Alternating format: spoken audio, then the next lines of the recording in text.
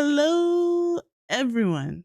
I am your favorite purple lady, AmethystLady, and with me I have bedtime buddy. Say hello. What's up, everybody?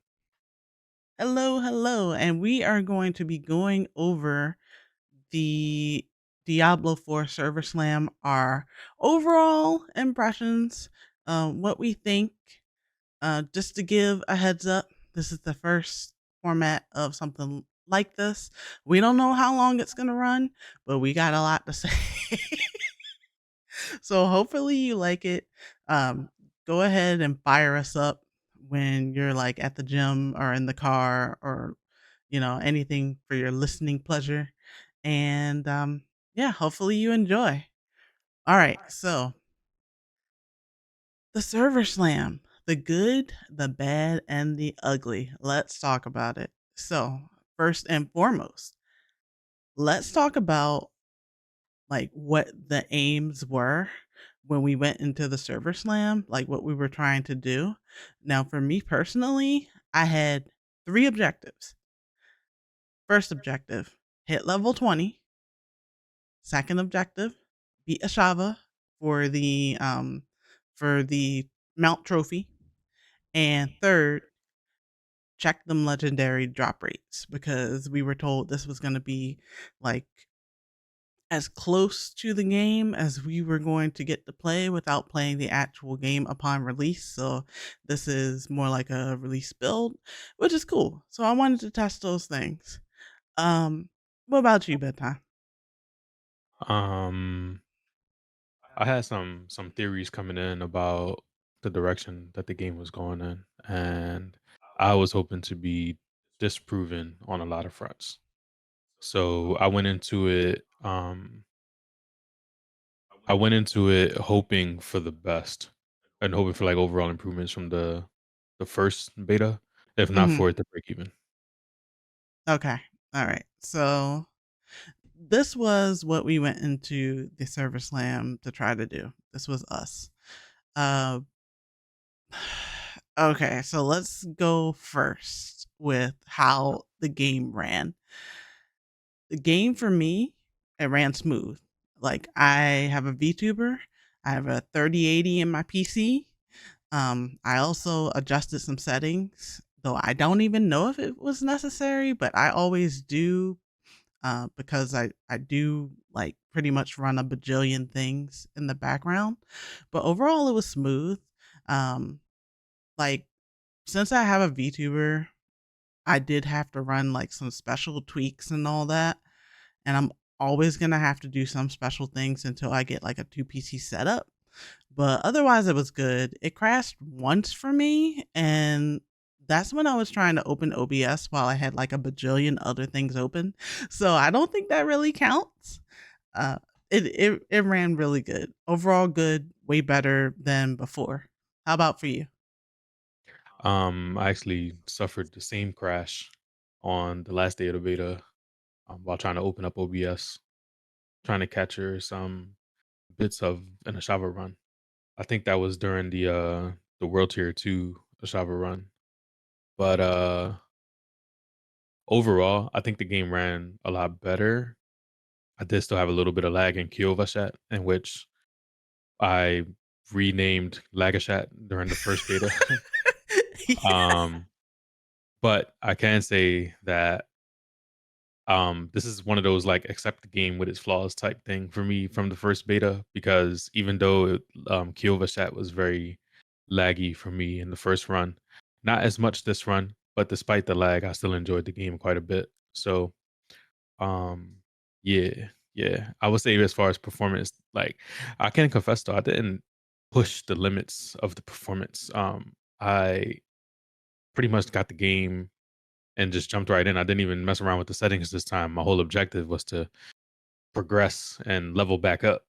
So I didn't even tinker around with the options all like that. I changed my buttons a little bit and then I got right to that action. So it was pretty cool.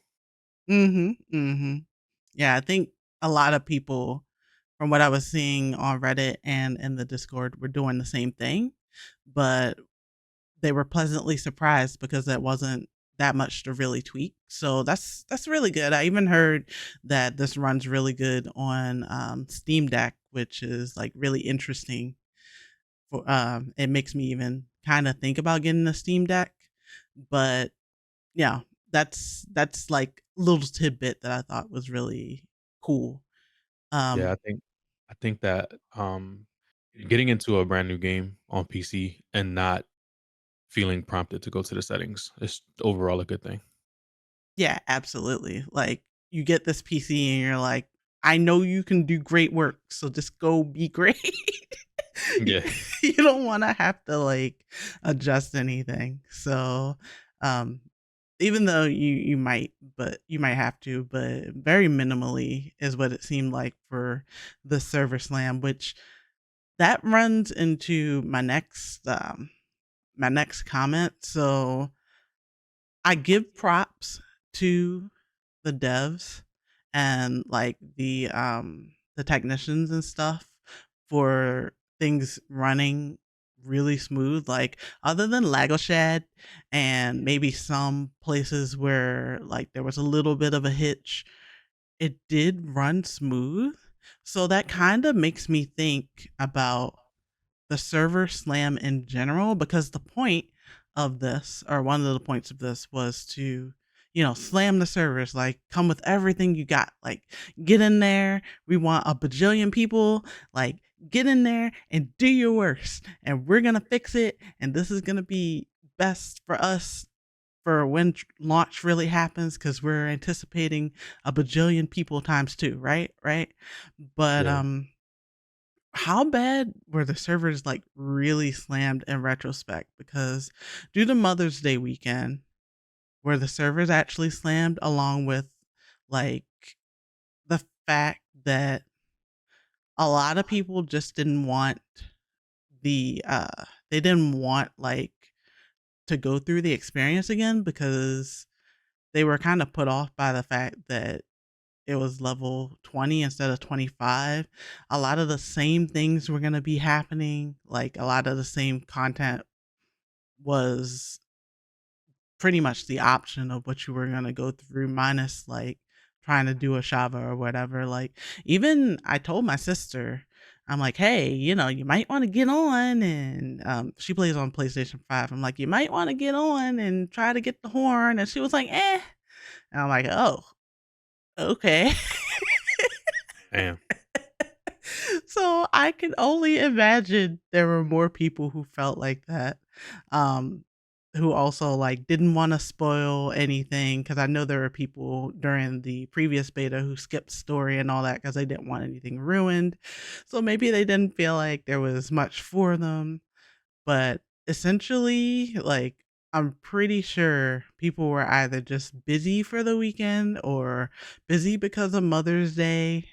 Um, or just had no interest. They want to wait for the full game. Like, I don't know. And I also did see like a lot of, I saw a lot of people, and this is from like the Discord, the Diablo 4 Discord, that people were out of town or they were doing things. And I saw a lot of people that were like, yo, one more, give us one more world boss. I didn't know that the last one was going to be at noon on Sunday, Mm. or I didn't know that the server slam was only until 4 p.m. and we're Eastern time. So only until like 4 p.m. Eastern time. I was planning on like playing it because I gotta work tomorrow. Like I saw so many things. And then people were like extended until midnight, so on and so forth. Um It did go down at a weird time, right? It was like 4 yeah. PM or something like that. It was like 4 p.m., I believe.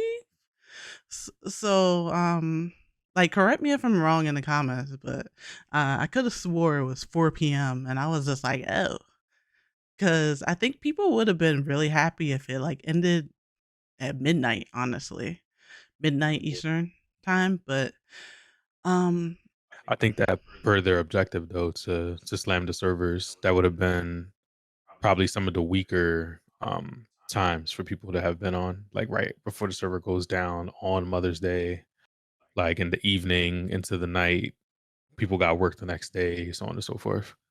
Like if their objective was to slam the servers, then that would have just been a service to keep the servers up at that point because they probably saw the peak of the server slam numbers at like right around the point where they opened it up or whatever. Well, I'm also thinking about, like, West Coast time because that would have been 9 p.m. West Coast time. So, Yeah. there still would have been people, like, playing and all that. But it just leads me to believe that maybe the servers weren't as slammed as they could have been due to the timing. Like, I'm appreciative of the timing. I really am. Um, I was lucky to not have, like, a whole big lineup of things to do that would prevent, you know, being able to play, but it just kinda makes me still a little bit scared about the full release and the way that things are gonna go down, just because all those people who didn't care about playing it for the server slam are definitely gonna try to play, like, ASAP when servers launch now. I don't think that's gonna be too much of an issue on our front because we're gonna be playing, June 1st because we got, like, the early access, Yeah. but still, it kinda makes me just hopeful and keeping my fingers crossed just in case because I don't think the servers got slammed as much as they wanted, but still props to them, still props. It ran really smooth, and I'm really happy about that, so Yeah, at the end of the day, they got the numbers, so they should have a general idea of what kind of adjustments they need to make, if any.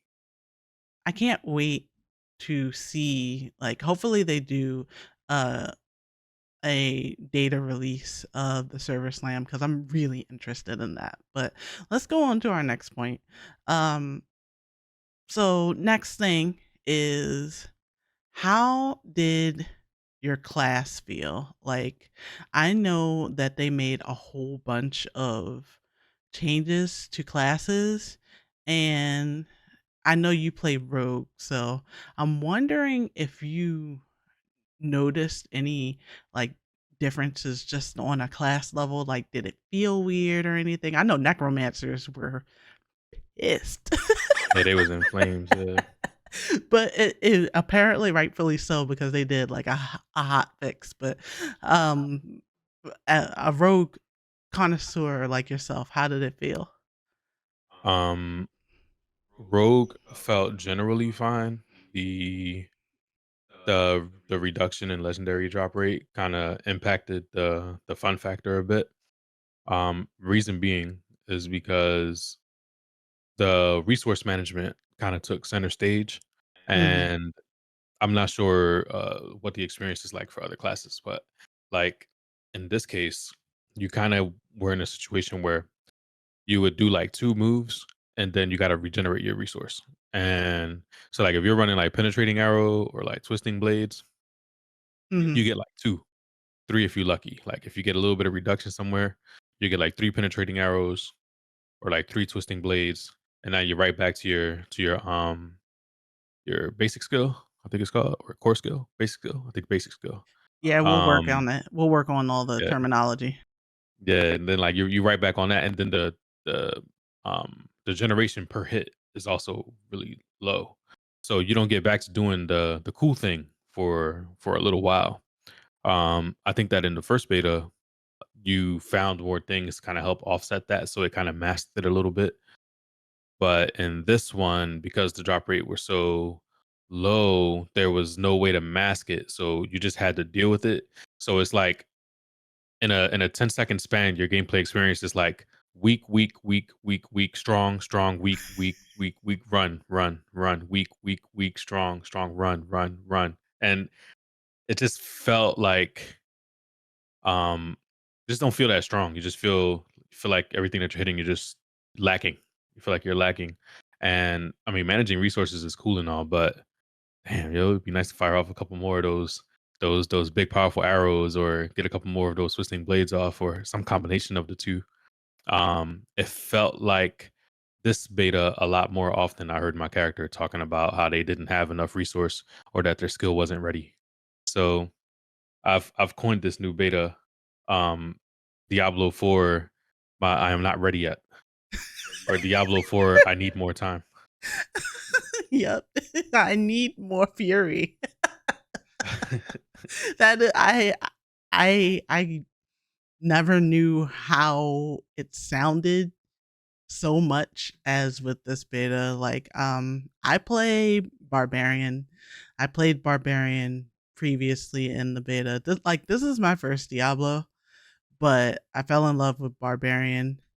Uh Barbarian felt good to me. Like, yeah, there was, resource issues, but it's level 20. I mean, it's level 20. I can understand. We're not gonna be like uber strong, so fine. But overall, Barbarian felt good to me. I play a bleed Barbarian, so no whirlwind, no thorns. Just I do everything to bleed, but that.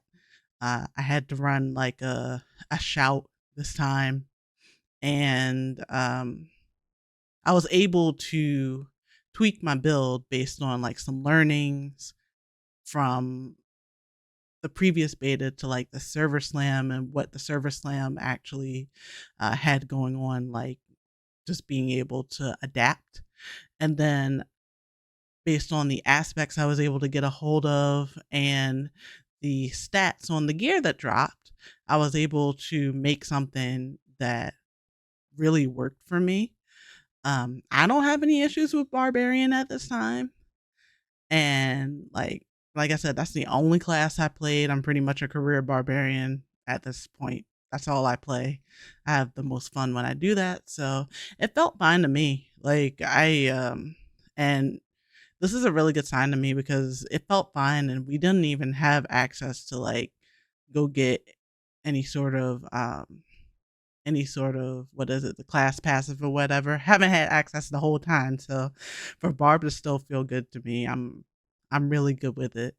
I I'm pretty convinced I'm just gonna adapt no matter what. What are your thoughts on some barbarian players? We're talking about how they had a hard time defeating the main. Well, I don't want to say the main boss in the story, perhaps the main boss in the beta. They were having a hard time with that one-on-one fight and feeling like they had to switch classes in order to be able to stand a chance. Oh no, I mopped that thing. Like I am so comfortable in what I play. Usually when I play something, I stick with it and I try to find solutions. Um, that's where like being able to tweak the build based on learnings came in. I did hear, sometimes if you wanted to run like a specific fantasy, like if you wanted to be, I don't know, if you wanted to run like dual wield, you might not have gotten anything for dual wield in time and you felt like you had to do something different. I think when I started, I just had like a two-handed sword because I like two-handed stuff and I'm gonna specialize in axe because that's just what we do, baby. Like let me show you this and hopefully y'all can see this. I wield axe. That is what I do. Like it's my thing. I love axes. So when I just had to get in there and do what I had to do with a friggin'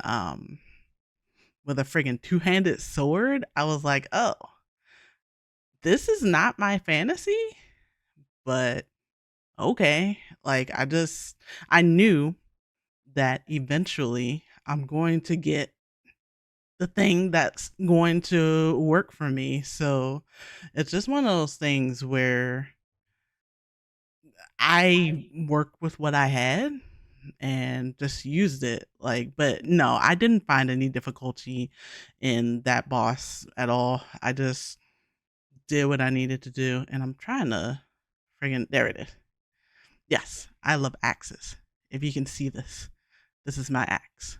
It took me long enough to I was waiting for you to finish. I was like, I don't think your axe popped in. but yeah. So So you didn't use leap or the shoulder charge move, right? Or no, you just walk? nope. Pretty much I don't use leap, I don't use whirlwind, I don't use charge, I don't use kick. I use So you're rend. You're playing like barbarian summoner because you have no mobility, Well, or barbarian necromancer. well, no, because like the thing is that the mobility is going to come in the movement speed. Like that's why in the previous build, I didn't have to worry about movement speed as much because I had other aspects like in the previous betas that would pretty much help out a lot. But in this one, this is one of the things that I had to tweak. It's like, all right, I can't just be slow AF, you know? I have to be able to get around. So then I started putting a little bit of movement speed in, and my problem was fine. Like it wasn't a problem anymore. I was able to move.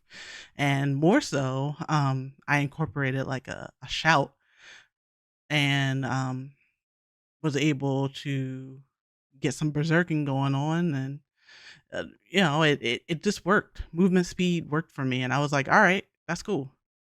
How do you not get crowded without any big mobility moves? How do you keep from getting surrounded and getting pounded up on? I do get crowded, but the thing is that since I touch stuff and they bleed, eventually they die. Also, ground stomp stuns anything that's around me. So if I feel a little too bombarded, I'll just ground stomp to give myself some air. Let's see. Yeah, it's fun for me. Like I enjoy it and it's only going to get better. Like I was working today on like um plotting out my build and all that, and it's been really fun so far. But yeah, that's my thoughts on like the barb during the So slam. something I noticed is during the last beta, we played Mhm. together a lot and did a lot of dungeon runs because we were trying to like farm legendaries and stuff like that. Yeah. This time around, we did a lot more solo play.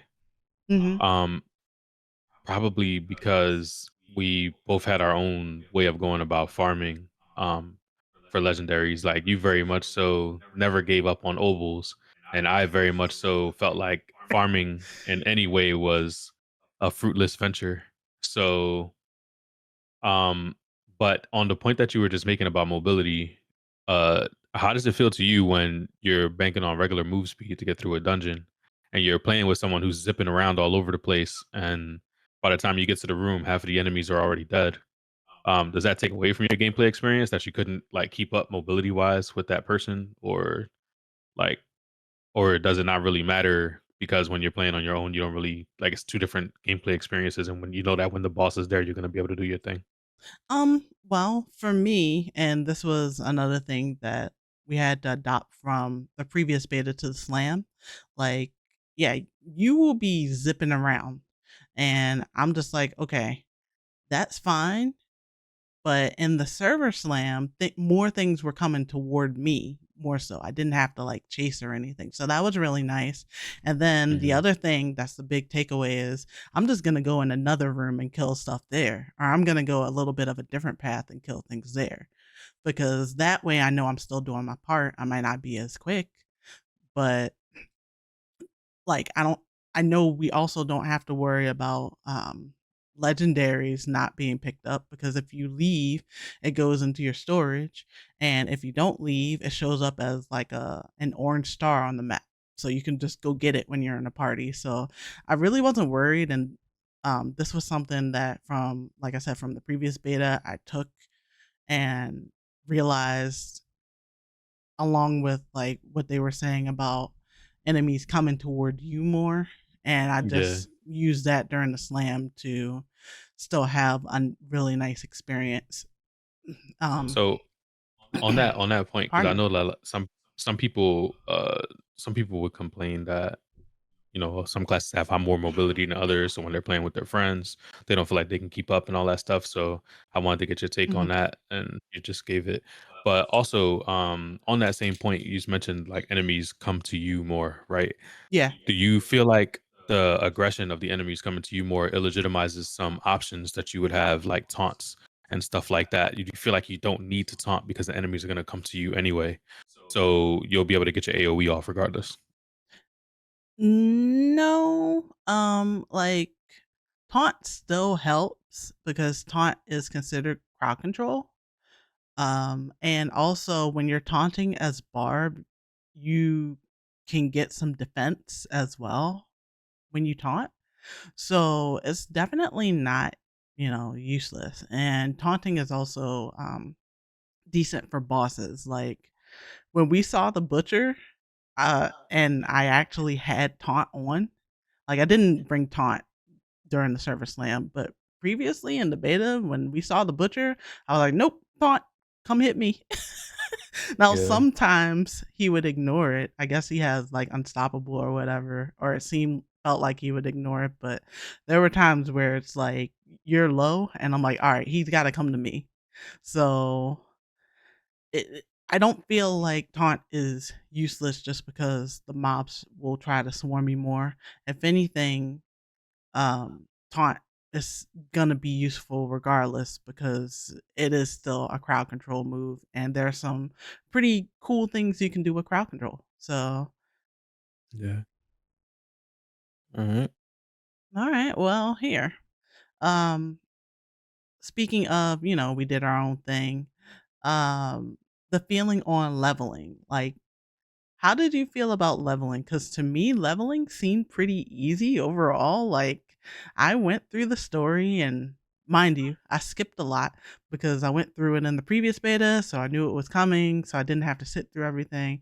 And then by the time I finished the story, I was like around level 16 or maybe 17. So a few more levels was pretty easy because I was like obol farming en route to destinations, and I didn't really do any side quests at all. I just did I just killed a lot of stuff as I was going from point to point to fill in the blank parts on the map to get the achievements for like the skill points. So leveling really Yeah. didn't feel bad. What about for you?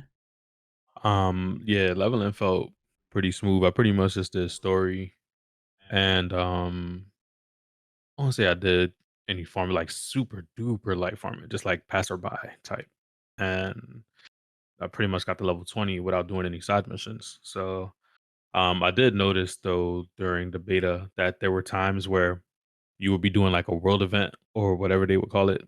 Um, Mhm. and the boss of that world event would be unkillable and his minions would keep spawning. So Oh, you mean the that was one of I know which one you're talking about. It's like it wasn't a world event. It was like the one of the events for obols would glitch out and the boss would become unkillable. It's the one where you have to kill the shaman around it in order to do damage to the big thing. Well, the game would act like there was one shaman up sometimes, and when there wasn't. So it would be unkillable, and then that event just would not stop. yeah. So I'm thinking that if the players can find a way to trigger that, then we'll be able to level up just mega fast. Just sit there in that event and just farm. We had people there with us while we were just randomly doing it, and then that glitch happened, and we seen players going from like level 2 to like level 10 in like 15 Yeah. minutes. It was crazy. Yeah, like it happened to me like 3 times, and I think it was the 3rd time because like, you don't get a whole lotta drops from it of stuff you need. Because if the point is to get obols, you're not getting obols from just killing the stuff. But for curiosity's sake, I wanted to know if it was, like, indefinitely glitched, like, pretty much infinitely glitched, so I wanted to see how long it was gonna go, and it never broke, so I was like after, like, 15 minutes, I was like, "Okay, I'm good. I gotta go," because another Ashava was getting ready to spawn. Yeah, I think it'll probably stay like that until the server like people leave enough to where that instance closes. Yeah, like, yeah, it was interesting. Hopefully, you do something about that, Blizzard. Yeah, if not, we'll be farming it up. I no shame in my game. Alright, let me let me see. So, let's get into one of the most interesting parts of the server slam, which was ashava. So, We were able to kill ashava. Um, our first kill was, you know, we had the kind vamp witcher came in, raided, like I was streaming, raided and followed and was like, "Hey, you're looking to take down ashava?" And we grouped up and we took down ashava. Now that was on world tier 1. But we were happy that we got it down, and then we went to go help other people because the run went really well. And we had time left at the end of that. And then eventually, um, I wanted to do it on world level 2, but the smarter thing, especially if you're just trying to get the trophy, is to do it on world level 1 and ensure your trophy. And then I wanted to still do it on world level 2. So I was like, you know what? I need to do this for the glory. I must. And I didn't give up on that. But even before we got the clears, because we did clear on world level 2 as well, before we got the clears, like there we did try it the very first spawn, and man, we got dumpstered. Like it was so bad. But with those learnings, we took them and we were like, all right, we need to come up with a plan of action because we really want that trophy. We really wanted the trophy. So, um, we were fortunate enough to not only clear Ashava multiple times, but help other people clear it. So that was really cool. After we cleared it and got the world tier 2. So that was cool too. Um, those are on YouTube, by the way. Like I'll link them if you don't find them on the channel. But anyway, so here's some good things about the Ashava fight before we get into the pain points. I like the 15-minute timer. I think that is great. It feels satisfying being strong enough to take something like that down. It's like you're being rewarded for putting in all that work and being strong. And I love feeling like we're rewarded for being strong after putting in the work. It's really, really cool. Um, like I also love the music. The music was great. It's overall a fun fight. It's a nice intro to like the type of mechanics that you are going to face with enemies in this world, especially the world bosses. So cool, cool. Um, what did you like about the Ashava fight? Um, so the Ashava fight, to me, the fight felt mostly the same. Um, and which is cool because it's a cool fight. Like the music is amazing. Um, the animations are telegraphed, and if you're paying attention, you got a little bit of knowledge, you can get around them and stuff. Um, it does have the time limit on it. You know, so on the time limit. Um, Really, the Ashava fight is fine. The stuff around the Ashava fight is where the issues come in, right?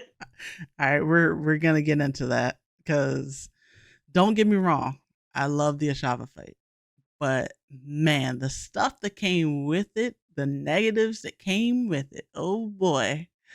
All right, and let me tell you something. I am an MMO veteran.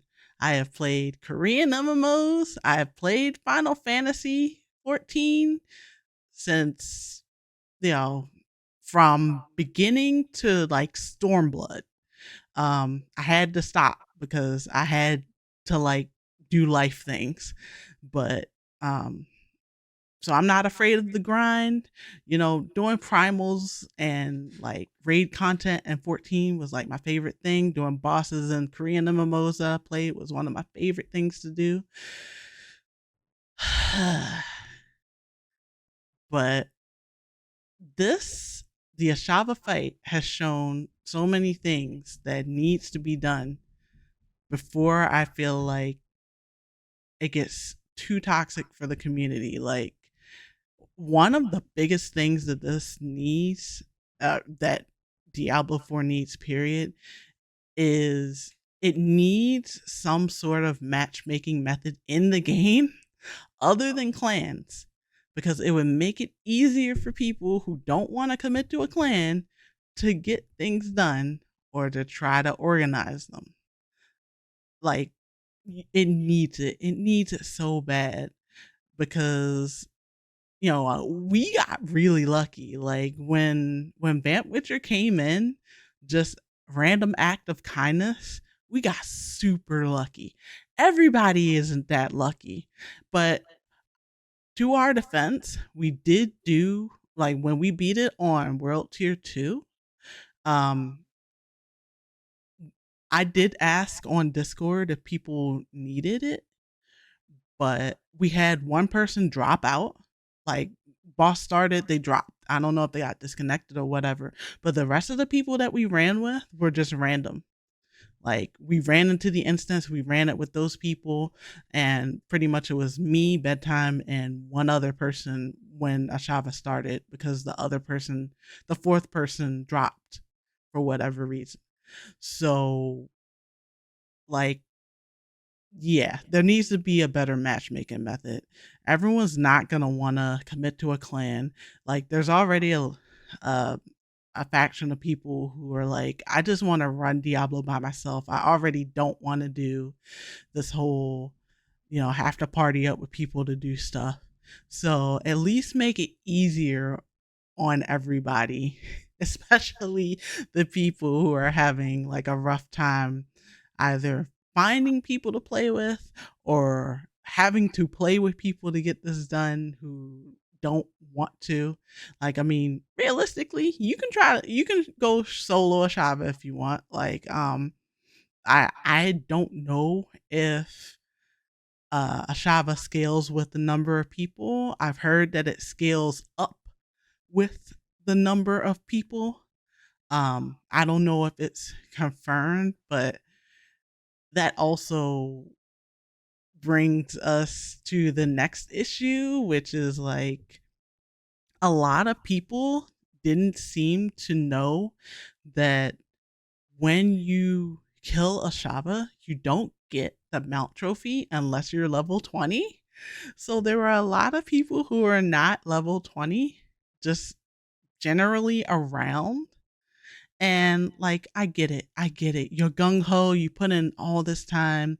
You've been trying to do what you can. You want to test your power. Fine, fine.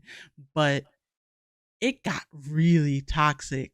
Like, because especially after the first Ashava and when people realized how difficult it was, it got just really toxic on Reddit, on Discord, like, what little game chat I saw there too, because people don't really use the game chat. Like, it got so toxic. Like, I, I oh man, people were asking for DPS meters. Um, people were asking if you're not level 20 to just be boxed out of the area when it starts. Um, there was even, it got so bad that people were even suggesting, hey, make sure you turn off. And I don't know if people were trolling or not when they said this, but they're like, make sure you turn off the crossplay so you don't matchmake with anyone on console. Jesus Christ. Like, it got so bad for this damn mount trophy. And I'm just like, oh no, oh no. Like, the inclusion of matchmaking would help so much in these instances. Um, it would. And also, maybe what they need to do is, like, on the spawn timer, they need to show like what the rewards are and the stipulations to getting the rewards for the boss, like, or whatever rewards for the boss on like the timer thing that you can hover on. Also, hello, hello. Um, Pillow just entered. Hello, Pillow. But yeah, maybe they need to do that. Um, the whole DPS meter thing, no. Like, y'all know that's gonna turn toxic. If anything, maybe they can just have like DPS meter for yourself. But you know, when you can see what everyone's doing, it's gonna turn toxic. And you can make the whole competition argument. No, leaderboards are coming out. There's your competition. Like, stop it. Stop it. Stop it. That's not what we're gonna do. You know, that's not gonna really help anyone.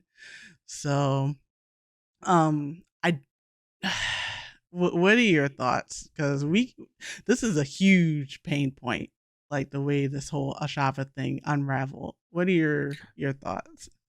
I think it's on Blizzard to curate the community. Some content creators have taken it upon themselves to attempt to curate the community on these regards, and I don't think it's the community leaders' place to do that, to like tell people how they should feel about what they are already actually feeling. So, but the developers can mitigate a lot of that by putting some hard rules in place, right? Like if the people can't get into the area, then they can't troll the group by being in there underleveled.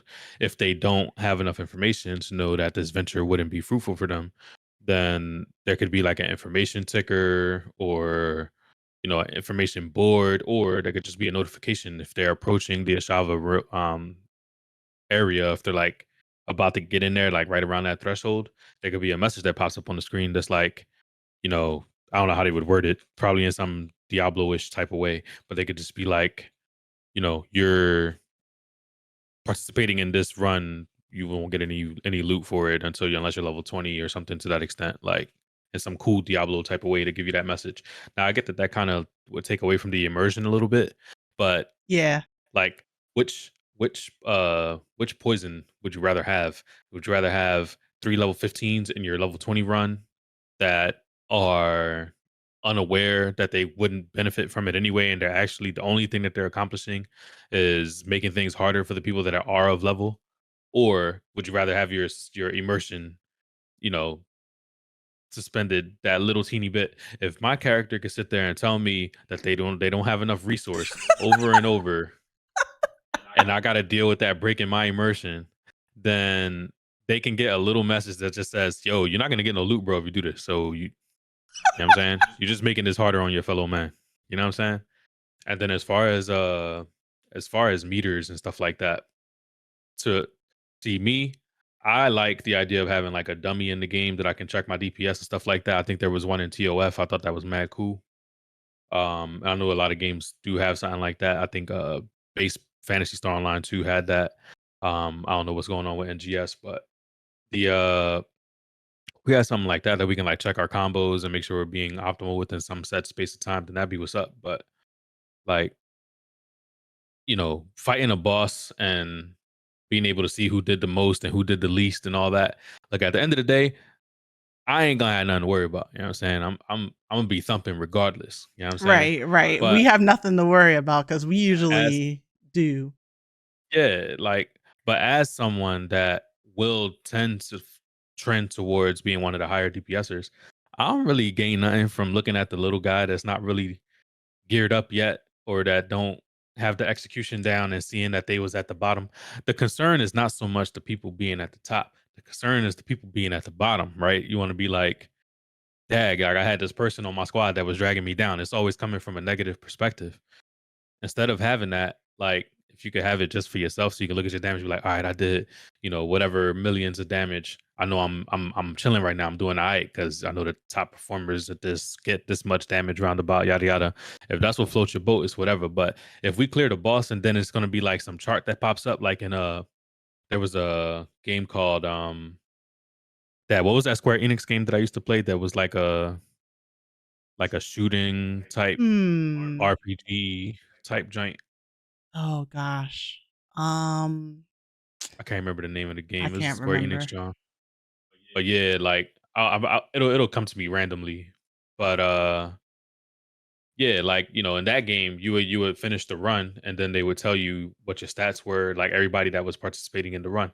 And so you would see very clearly that somebody didn't like didn't pull their weight, and you like, damn man, if I ain't had this bull right here, man, I would have. You know what I'm saying? Yeah. It just don't help. Yeah, like if anything, if I'm the one that has all the time on my hands and I got all the know-how and all that stuff, I feel like if we fail and I was supposed to carry everybody, I need to get better. Not the worst player needs to get better. Of course, it's brain, you know what I mean, it's brainless. If the worst player gets better, you would have got that clear, but if you get better, you get the clear too. So throughout the weekend during the server slam, the whole time, like when we failed, like I think we failed like our first two ashava attempts. Yeah. Every time we came out of there, I was like, damn, I need to get stronger. And the only thing that was making me frustrated about the server slam at that point was that I couldn't see a clear path to getting stronger because the skill tree at that point was capped off, right? We couldn't find no legendary weapons, right? And we only had access to a very small amount of aspects. Some class, I mean, heck, Barb ain't even have access to their class skill. So it felt, and then you add to that Ashava that was 5 levels over, like over the players. So Oh, it felt like yeah. the deck was stacked against the players that were trying to clear the Ashava. So it really felt like unless you either got really lucky with a bomb squad or you had some farming methods that were effective and realistic, or you got really lucky with your drops. Because I think what to that point on day one, me and Amethyst played like 11 hours, like Mhm. OD, like 11 hours. And I got the two legendaries from the story, right? I think one of them is like automatic. It's Yeah. always the same. And then I didn't get any more. I got one in like the 11th hour from an Oboe exchange. And then she got one drop. So when we went to the Ashava, we thinking, all right, we're going to be doing something. Touch the Ashava. We already know the matchup, all this stuff. Nah, bro. Like that Ashava, it wasn't putting hands on us. Like we was beating it up. But at the end of the run, we had only taken like maybe 30% of his HP, 40. No, no. The to our defense, the first time we did it, I think it was down to like almost half. I Yeah. think So so. then the second run, we're like, all right, we're just gonna run it back in 3 hours. So we tried to gear up. Not too much changed in that 3 hour window, even though we're playing nonstop. Went back in, and the run felt so bad that I left the run. I I literally was like, babe, I can't do this. I can't do this. Yeah, I gotta go yeah. find another run. I'm looking at the time, and I'm like, we already lost half the time, and we're only like 25% through at half the time. I'm like, I'm gonna go see if I can find another room. And literally, I left to go find another room. Found another room, and they were having the same issue. And I'm like, man, like this is all the players are going to point their fingers at each other, and they're going to Yep. look at the players that were underleveled and all of that stuff. This is all on the developers. Like Yeah. we didn't have the ability to get strong enough to reasonably do this or realistically do it. And instead of feeling like a reward for participating in the server slam to some degree, because you don't want to just be a participation trophy, it felt more like this was for the exclusive people that were able or that knew a little something, something. You know what I'm saying? This was a carrot that was kind of put out there. And then the people that knew a little something, something would be able to go get that. And then everybody else would be able to look at them in admiration and be like, damn, you was actually able to do that. You know what I'm saying? Come on now. So, yeah, I felt the way about the stuff that surrounded the Ashava fight and the impact that it had on the community and our unity and stuff like that. But as far as the fight itself, banging music, banging boss, real big. The only mechanical thing I don't like about the boss. Now this might be a me problem, but when the Okay. boss moves down to like the center middle, like the lower middle region of the screen, like around where your skills are and stuff, Yeah. it's hard for me to move down there. Like if I wanted to walk down towards the boss is taking up so much of the lower middle region of my screen that I can't walk down there without like either clicking something from the interface or without actually clicking the boss, and now I'm shooting range attacks at it instead of running to get in position. So whenever the boss moved down towards like the lower middle region of my screen, I had to use my dash. It was the only way I could reliably get down there and get back into the sweet spot. So um But again, that might be a mechanical thing because if I anticipate that the boss is going to move down there, I could start moving in that direction ahead of time, and then I won't have that issue because I already have the location clicked up. So, so maybe a little bit more mechanical on me, but I think also someone during the last beta had made a comment that they wanted a button that they could hold to disable attack, so that way they could just move. And perhaps that was already in the beta, but because I didn't explore the options, I couldn't find it. So, if anyone's in the comments and they're hearing this portion of the video, if you know how to disable the attack in favor of movement, let me know so I can toggle that when the game comes out and I don't have that problem anymore. Yes, yes, yes, yes. Please let us know. Okay, so just wanted to touch on a couple things because there's still more to this ashava thing that I want to at least cover. So first and foremost, when it comes down to like the whole DPS thing, easy way to do that, make it so you can see your own and give recognition and maybe even a little bit of some sort of like reward to the top deeps, so it's like, hey, this person had top, you get like this many obols because you were the top. So that way, or some sort of special title or something, to make people feel like there's something to aim toward, because I have seen instances where there were people who were low level who were just standing on the outskirts and they didn't do anything. Like, that happens and it's unfortunate, but it is one of those things where since I've played so many like MMOs and things of that nature, like, I've seen how people might do things. There's going to be good and bad when you bring in bosses, world bosses, raids, those type of things. But I think showing everyone's stats, no, but showing the individual stats of the person and then giving recognition for those who did really well, that's good. And that could put a positive light on things, so people get some recognition and you get your little bit of, I did this, I'm big dog and whatever, sure. But like, this whole thing, if you played Phantasy Star Online 2 New Genesis, if anyone played it, this whole thing reminds me of when Gigantics first came out. Now, if you're not familiar with Gigantics or PSL, let me explain how this worked when it first came out. So, everyone was super stoked because there was going to be this big boss that spawned in the area, and like the lobbies were like 32-man lobbies. Boss is going to show up, you have to beat it, and you get a chance at getting like this really cool weapon that you need. So everyone is like geared up, ready to go for this boss. There were some stipulations. First things first, the boss shows up when certain weather happens. It had to be storming. So it had to be storming, but you didn't know when it was going to storm. There was no tells at all, and until it actually happened. So you had to wait for the weather to change, and you never knew when it was going to happen. 2, the storms had various lengths, so they were not all the same amount of time during the storm. So when the storm goes away, this thing goes away too. So you have to down it. You don't know how much time you have to down it, and like, it has to be the duration of the storm. So you're like, okay, well, you have 32-man lobbies. If people are geared properly, it's not going to be an issue.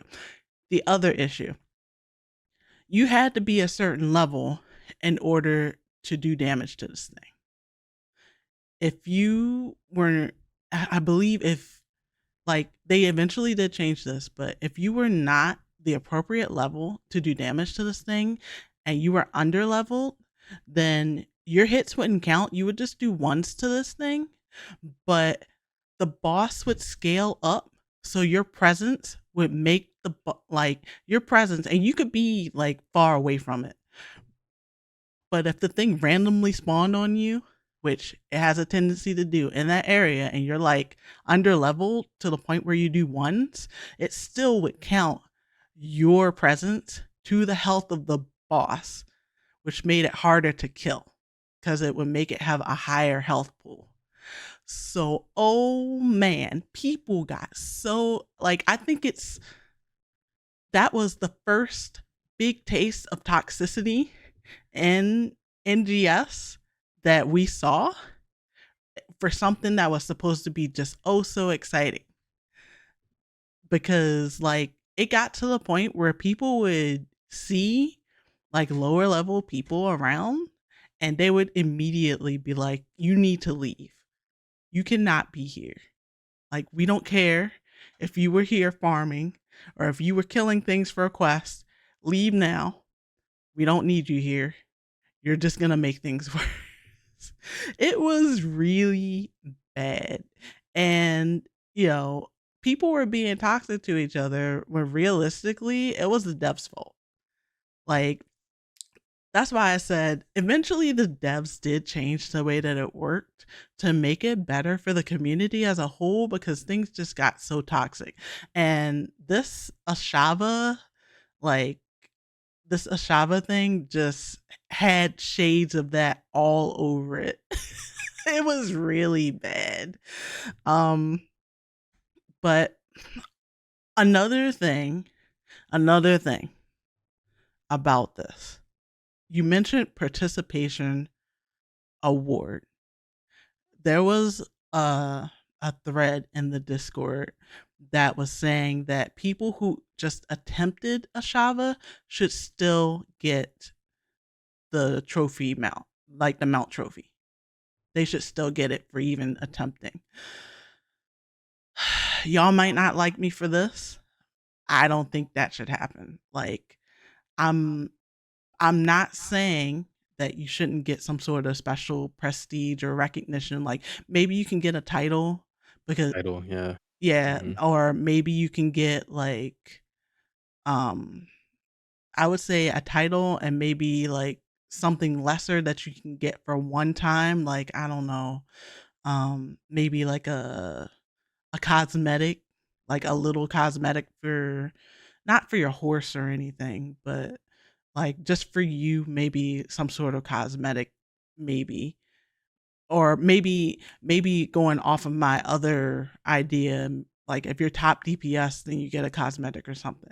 But I think at the very least, if you're gonna do like a any sort of participation award for that type of thing, it should not be the thing that people are really striving to get.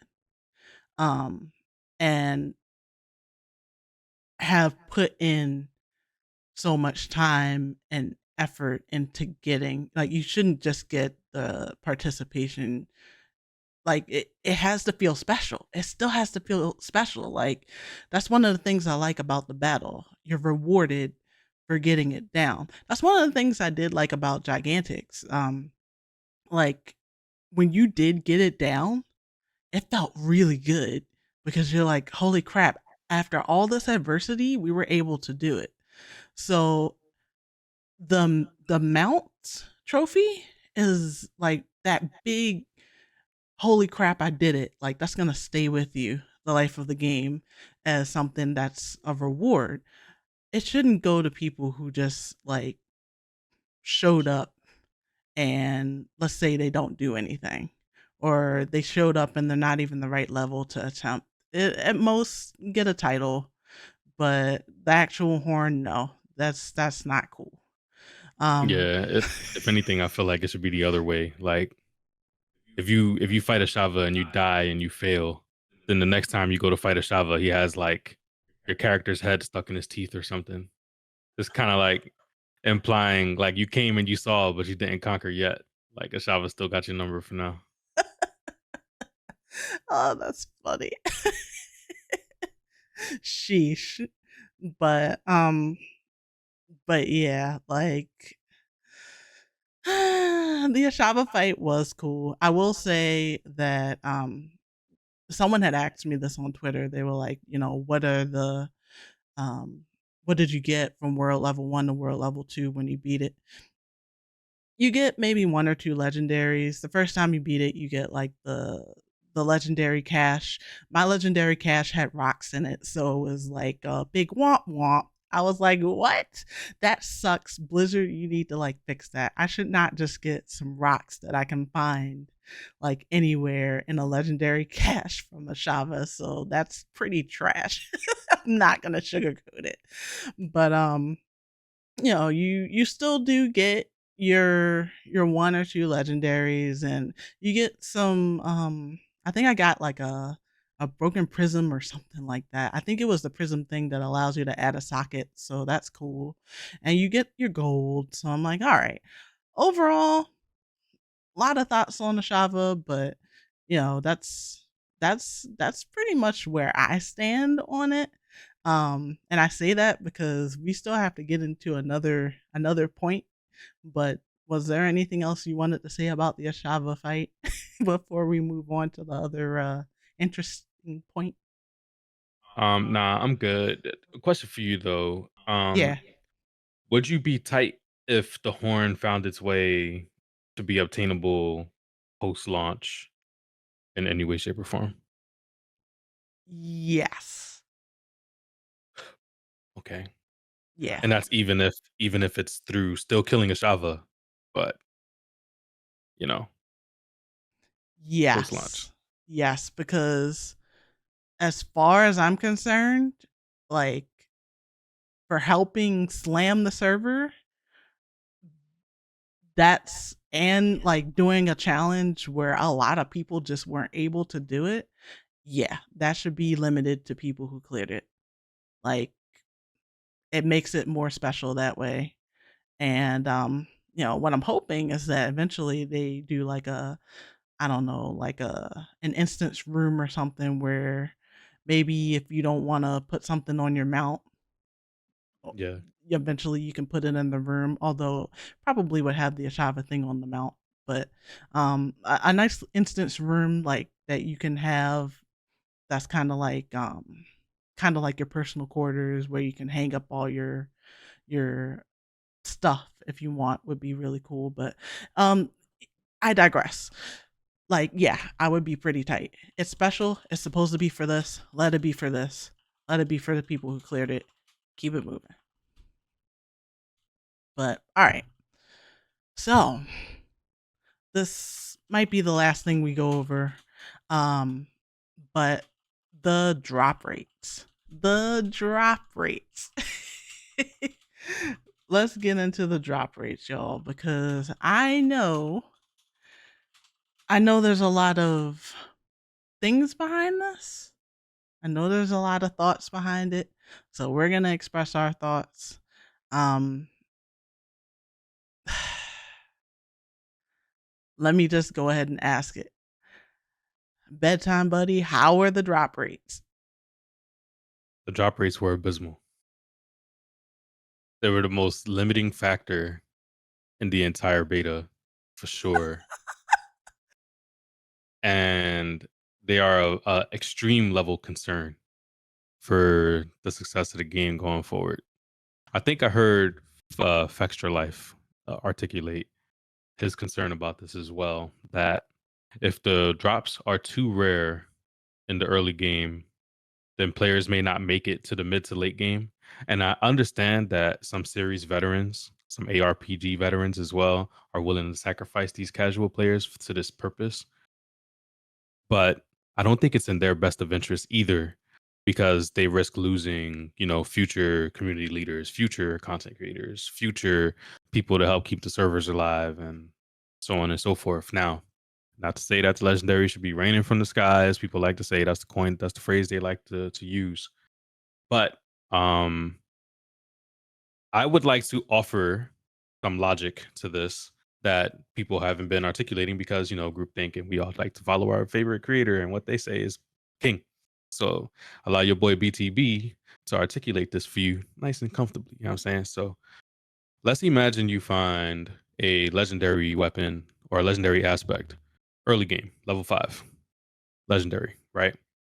So the argument for keeping it at an extremely high rarity is that it will always feel special, right? It'll always feel special when you get a legendary. If the more rare it is, the more special it'll feel when you get it. Okay. So this game has a very minimal skill tree, right? So as you level up and you're getting your skill points, you're not going to expand your character a significant amount, or your gameplay style is not going to expand a significant amount as you're going through your skill tree, because it's a very simple skill tree. Is not There's not a lot of intricacies there, right? The most things that you can do to truly augment your gameplay is use a legendary aspect that will take your, for example, penetrating arrow and make it spread into a grid all the way across the board, or something to that extent. We all know this because in the first beta we went crazy and we had aspects like crazy and we were able to test all kinds of things. Now, if during your initial leveling experience, you get to try out numerous things, right? You get to try out numerous things, so you have a good feel for, by the time you get your Paragon board, you're able to have a general idea of what direction you want to take your character in, as opposed to Mhm. just looking on YouTube and being like, "Oh, Rack said that poison is the best rogue, so I'm just gonna do poison, and I need to get this node and this node and this node." That's not the philosophy of the game, right? All the devs talk about is your game, your way. We Burger King out here. You know what I'm saying? Like, have it. You know what I'm saying? So, how is that? How are we determining how we? We can't even really plan our Y'all know what I'm saying, man. So, go back to what I was originally saying. You find the legendary aspect in your early levels, and Right. just because you found the legendary aspect in your early levels does not mean it's going to be a max roll, high roll, mid roll. It's going to be a range, right? So if you find the legendary aspect at an early level and it's a low roll or slightly above the codex, however you want to put it, it's a low roll. You might feel more inclined to go ahead and try it out on a low level weapon, with the understanding that it's going to be outclassed pretty soon. So you actually have to choose. If you found it at level 5, you might not want to pull it off and put it on something until you're at like level 25, or whenever you start to feel like the experience starts to throttle a little bit, right? Unless you actually legitimately just want to test it. If it's a high roll, you might want to hold it for the rest of the game until you get to wherever endpoint you're going to have. If you're going to stop at level 100, you might want to take that max roll that you got at level 5 and hoard that all the way until the end game, right? Because even if you Right. found the same aspect, it might not be a max roll, right? So the true rarity is in the range of power, and the true fun to be had with these abilities is in testing and trial and error, and putting them on different weapons and Mhm. seeing if you like different. You might be thinking, I'm a bleed barb, and then you get the whirlwind is kicking up dust devils all over the place. Everything dies, and you're like, oh crap, I'm actually a whirlwind barb. But you Yeah. don't know unless someone tells you, if it's so rare that you can't get it, and the only way you can experience it is by watching someone, I don't know, like Rax, who plays 42 hours and 48 hours. That's the only way you can experience it, because you only have 15 hours over the course of a week to try to farm, or whatever the case. You might not even use that 15 hours to farm. You might use that 15 hours to do some story, or maybe you might run a couple dungeons with your homies. You know what I'm saying? Like, you might not even. So I think that players are underestimating the importance of a newer player um being able to experience the customization and everything that the legendaries bring. Not to mention, as my girlfriend was so articulately explained to me earlier, that there's these unique weapons that come into play at the end game. So that that sword that carried you from level 75 to level 100 may not be the sword that you use at the end, because you're going to prefer a unique, or maybe a helmet, or whatever the case, right? It's going to cause you to reconfigure your build. This constant reconfiguring of the build, this constant reevaluating of how you want to play your game, changing your skill tree, changing your paragon board, well, actually, let me not get away from the word changing because we already know about the money and all that stuff. So instead of saying changing, we're gonna say planning your Paragon board. So if you can establish from level 1 through 50 that you're gonna be a, I don't know, a ice mage, then by the time you unlock the Paragon board, you know that you can already kind of favor going towards ice. And then when you reach the end game, then you're getting more in game favoring abilities, Mhm. so that you can experience another experience. So in the early game, you're testing things. In the mid game, you're solidifying and you're picking your path. In the late game, you're maximizing and optimizing. And then the season ends, and then you do it all over again. So I think that it's more harmful if it's too rare for people to find legendaries that they can experiment with and play with and and optimize their gameplay experience with in the early game, and expect them to just kind of tank it, having to deal with resource limitations, not being able to kill certain bosses, having to worry about people cursing you out because you didn't do enough DPS, having to worry about people telling you that you shouldn't be a part of a run because you're slightly under leveled, having to worry about not getting the dopamine rush of seeing that beautiful brown glow that looks and sounds super awesome. Um, all of these things I think are very important and people are underestimating. And at the end of the day, I'm gonna leave y'all with this. At the end of the day, people, your favorite creators that have so much time to like really sit down and grind and all that, are gonna find ways to farm regardless of the drop rate. And it's gonna be up to them to tell you if they have a method or not. So they're going to be better than you. So the same creator that's telling you that this doesn't matter, they're going to be better than you because they're going to have methods to be able to farm anyway, and they may or may not tell you. If Rax didn't make that video and tell people that you could flip corpses at Core Dragon to get legendaries, I would reckon, and granted, there's no measure of 2020 hindsight that could prove this or disprove this, but I reckon that less than half, or I reckon that more than half of the people that cleared the Shava wouldn't have cleared the Shava. Now, you may be thinking when you hear that, well, I didn't do the farm and I still cleared the Shava, but there may have been 6 people on your team that did do the farm, so they did have the power to be able to clear a Shava. So they helped you clear a Yeah. Shava because they did it and you didn't do it. So your anecdotal I didn't do it and I was still able to clear is, I don't want to say irrelevant. I don't want to dismiss you. You may have done some oboe farming for a hot minute, like Amethyst did, and Yeah. I and did still nothing and but still oboe farming. yeah, and still managed to become pretty powerful. But I wasn't with that. My homie told me about that video. I right over to that John Core Dragon flipping corpses, got strong, and we next thing you know, we're clearing a Shava and helping people clear a Shava. So like, and I'll tell you too, when I was out there, because she was sleeping the following morning, and I helped clear a Shava like 3 times, like 3 runs in the 15 minutes. So I'm helping people clear. And they were so happy. You're like, let me tell you, the people were so happy. I just will go in and we murk a Shava, and then they're like, oh my God, thank you so much. This is so great. I didn't think I'd be able to clear it. We failed 4 times, all this stuff. It shouldn't be that stressful, man. Like, I Well, get it. They're like, people feel like as you get to higher levels, you're gonna find more legendaries and all this stuff. Blizzard ain't tell us none of that. We just going off of legacy knowledge and thinking as we get to higher levels, more legendaries are gonna fall. It sounds logical at the end of the day, but we don't know. Blizzard hasn't stepped in and said anything. So we're just assuming, we're taking what we know, and which is that the legendary drop rate is trashed from 1 to 20, and we're assuming that it's going to get better from 20 to 50, or from 50 to 100 or whatever, and we're also assuming that that player is going to stick with the game from that point on, when we know that a lot of players play a game for 2 hours and they're like, man, fuck this game, man.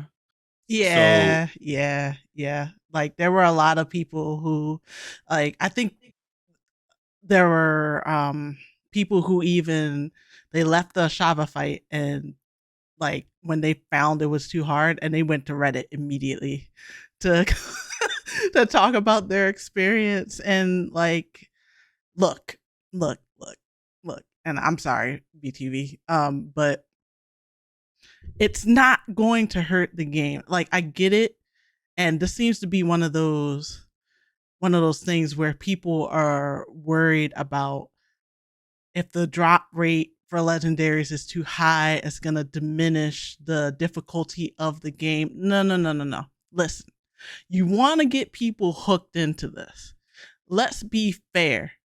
People got hooked into it the previous beta because they were able to experiment with the things that were dropping, because I've heard everything about the drop rate being up 60% to 200% to 300%, whatever the percentage is, whatever that was, that got people hooked.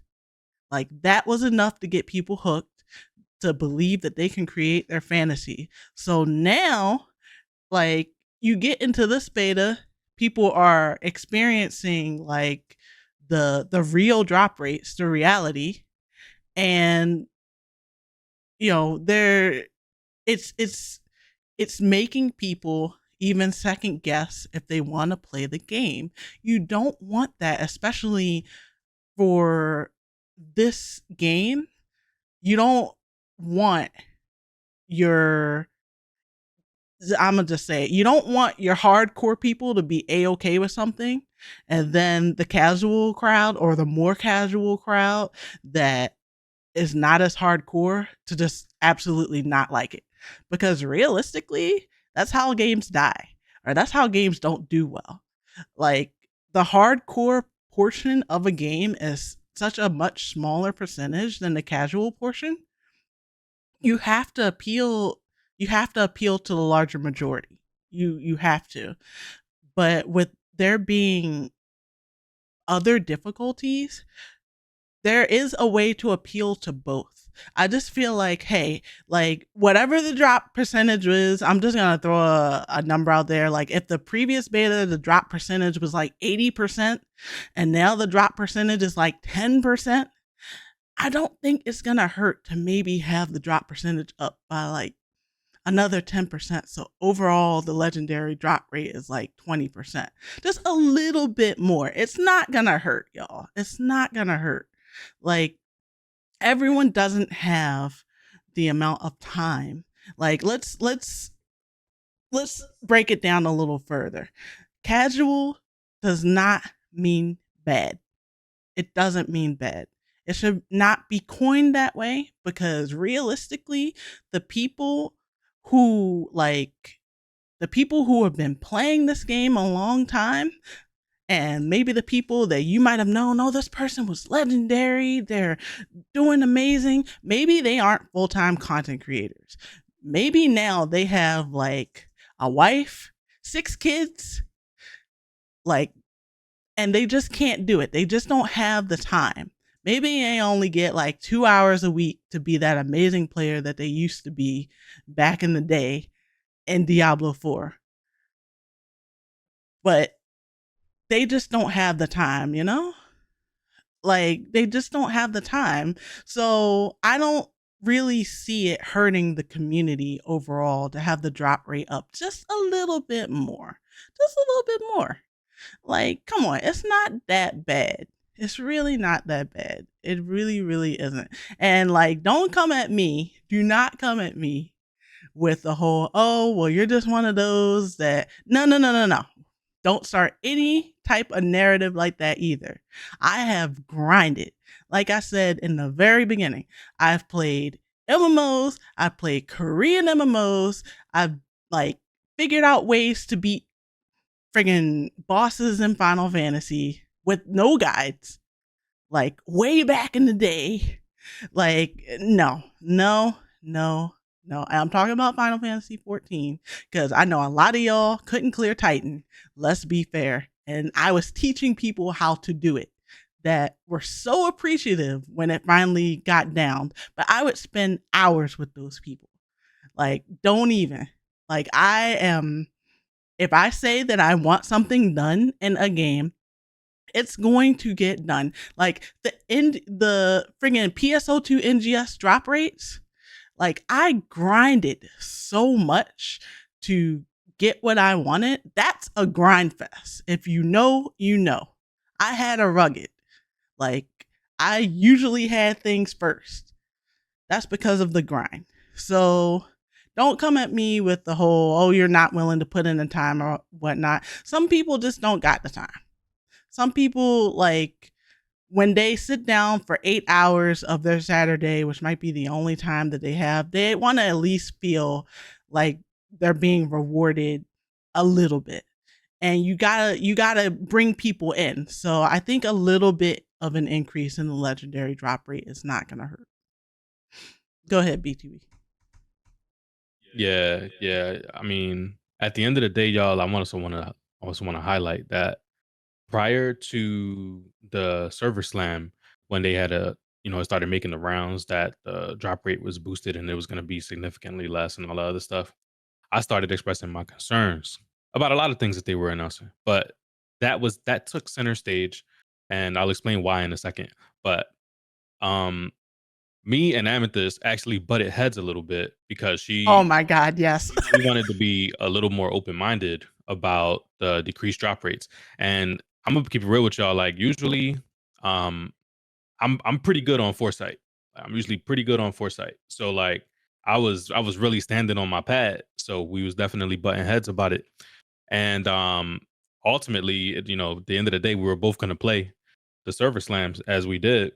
And things turned out the way that they did. And it turned out that there was a lot of people that felt the drop rates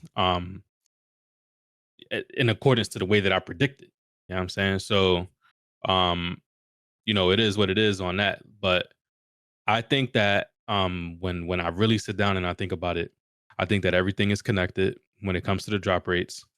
And oh yeah, yeah, we already reserved that John big time. Yeah, we already I got have. the We're deluxe gonna be edition. like pre-release, so June Yeah, 1st we'll be playing. I'm thinking about maybe doing like a countdown stream because pretty much I'm yeah, gonna be off work. We're gonna hit the gym, run the errands, come back, play. yeah. So yeah, definitely link up with us, J Money, if you're trying, you know what I'm saying? Like have a little squad. But yeah, like or anybody else too, anybody that's watching this on YouTube, whatever, you try and get a little squad, link it up with us. I mean, Yep. but anyways, yeah, like what I was saying was, or what I was realizing was that everything is connected. Um, you're somewhat gated on being able to readjust and customize by way of gold. Um, Especially when you get deeper into the build, and I think the Paragon board is going to be expensive to respec as well. Um, you take that, the fact that legendaries are scarce. Um, Damn it, there was more to it.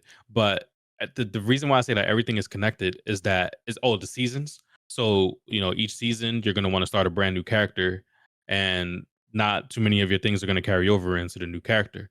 So it's not that they want you to reach the end game and then be able to switch and experience all different aspects of your class, so much as they want you to max out some variation of the class and then possibly be interested in rebooting and taking that same class in a different direction. So with legendaries being a little more scarce, it makes it so that you may not find that perfect aspect in your first run, but you might find it next season. And then when you find it next season, now you can either realize the gameplay style that you were trying to like fulfill the first time, or you could just do something totally different with it. But what I think that does inherently as well is it prevents you from fully fleshing out something unless you just stay in the eternal realm grinding forever, but then you're not going to be able to do the new battle pass. You're not going to be able to get all the rewards and all of that stuff. So I feel like it started to make me wonder if if Blizzard like truly believed in their game. Um, because I'm like, if you believe in your game, you let us customize and explore with faith that we're gonna love it so much that we're not gonna leave. In the first beta, I put in about 90 hours. It says something like that in the report. Over 2 weekends, I put in 90 hours. That's insane. And then this beta, we played it a crap ton. Anyway, despite the gripes. And that's another thing. You should be able to love something and still have beef with it. You know what I'm saying? Like Oh if yeah. some of y'all got brothers out there or sisters, whatever, sometimes y'all beef or y'all don't talk for a while, but at the end of the day, y'all still sit down at the table, y'all still eat together. You know what I'm saying? Like you can love the game and still have these little things about it that just kind of annoy you. You know what I'm saying? So whether they fix this stuff or not, I'm still gonna be in there playing the game. Granted, my time gonna be split with Street Fighter a little bit, but I'm still gonna be in there playing the game like crazy, pumping in mad hours. So, you know what I'm saying? Like, Mhm. I Mhm. just gotta get my word off. And it should be okay for me and people that think like me to get our word off without being labeled as a casual, because I don't know how many of y'all have been on the stage. How many of y'all have played against Yan on stage in a tournament? You know what I'm saying? How many of y'all have been one of the best players in your city in whatever game? You know what I'm saying? How many of y'all have been on an esports team to call somebody like me a casual? You know what I'm saying? So before y'all even fix your keyboard to call me some type of a casual, because I would like for the legendary drop rate to be bumped up. Think about your own gameplay experience, your own gaming career, and what you've accomplished out there in them gaming streets. You know what I'm saying? With your 200 bazillion hours in Diablo 2 when you was like 12 years old and didn't have a job and didn't have no kids or nothing like that. You know what I'm saying? So, anyways, y'all could be gone with that mentality. It should be okay for people that are casual, that don't have as much time or whatever the case is, to be able to get down and have their opinion and have it be respected without being labeled as something that's derogatory by a community leader or otherwise. That's all I got. That's all it is to it. Yeah, absolutely. Like, um, me personally, I have no issues like having a difference of opinion and keeping it respectful and keeping it moving. Like, because I understand people are gonna have differing opinions, especially in gaming. Like, everyone's gonna think, hey, this is best for the game, but not everyone's gonna provide constructive feedback to make a game better. And that's what this is. That's what this is about overall. Like, we're not trying to be doomers or anything. We're just expressing things that we see, and we're providing constructive criticism on it, because that's what devs like. They like constructive criticism. They don't, you know, occasionally they like trolling, but I've worked with devs on like different games. So it's just kind of like one of those things where be constructive. We can have fun, because at the end of the day, it's a game. But if you're really passionate about it and you want to see it do well, then just be respectful and get your word off. It might not, what you're saying might align with what they want to inevitably do with the game, or it might not be. Um, but the super harsh critics are usually the community at large. So we have to be comfortable in like sharing these thoughts, and I already know that all my thoughts aren't going to be like along the grain, and bedtime is the same way. We already know, but you know what? That's okay, because we care, and we give this input because we care. So, with that being said, um, there was a question or two. I'm I'm probably 95% gonna make a clan if there are like-minded people who would like to join, or even if And what I mean by like-minded is if you're gonna be enjoying the game, you in it for the long haul, but you don't mind respectfully like having a difference of opinion, and overall just letting people be great and wanting to be great together. That's what I'm gonna be about, along with getting stuff done. Like, I'm gonna be playing this. So yeah, more than likely I'm gonna create a clan. I just need to flesh it out. There are other things I need to flesh out as well. Like, I was working on like Paragon board stuff for my build and all that as well. But overall, you know, uh Service Slam, I would say there's been a lot of positive. There's been a lot of positives. And but we got to touch on the pain points, and that's what we did here. So, with that being said, this is going to go up on YouTube. Hello YouTube. Say hi YouTube people. And make sure you like, comment, subscribe. I know this has been long, but I'm trying a new format of something. We're just going to be discussing like gaming stuff, firing from the hip. We see it, we're interested in it. It's gaming. We're going to talk about it, and it will be on my YouTube channel. Okay. Like, comment, subscribe. Thank you very much for listening, and I appreciate y'all. I'm going to go ahead and end this first episode of AKNtel. I hope you enjoyed it, and you know, we're out. Take care And BTB, you got any departing words? Nah, just everybody, you know what I'm saying, live large and prosper. And yeah, pretty much the TLDR is on drop rates. I feel like they should go up. We agree. Find a little happy medium somewhere in like 20%. You know what I'm saying? If it's at 10% now, 20% cool. If it's at 5% now, 15% cool. And I don't want to speak for Amethyst, but I think she's cool with it the way it is, but would like to see it improve. Is that an accurate depiction of your stance on that for a Ab- TLDR? yep, absolutely. Yeah. So we're not lockstep, but you know what? That's totally okay. And I have nothing but respect for her opinion. And some of y'all in the comments also have respect for mine, and I'll have respect for y'all's if y'all feel like it should even go down or whatever the case. Everybody get y'all word off in the comments, and we could just have at it in the comments. But make sure y'all stay respectful. All right, don't nobody come for my girl because I'm gonna come for y'all if y'all come for my girl. That's pretty much it. All right, take care, my dears. Bye. See you next episode.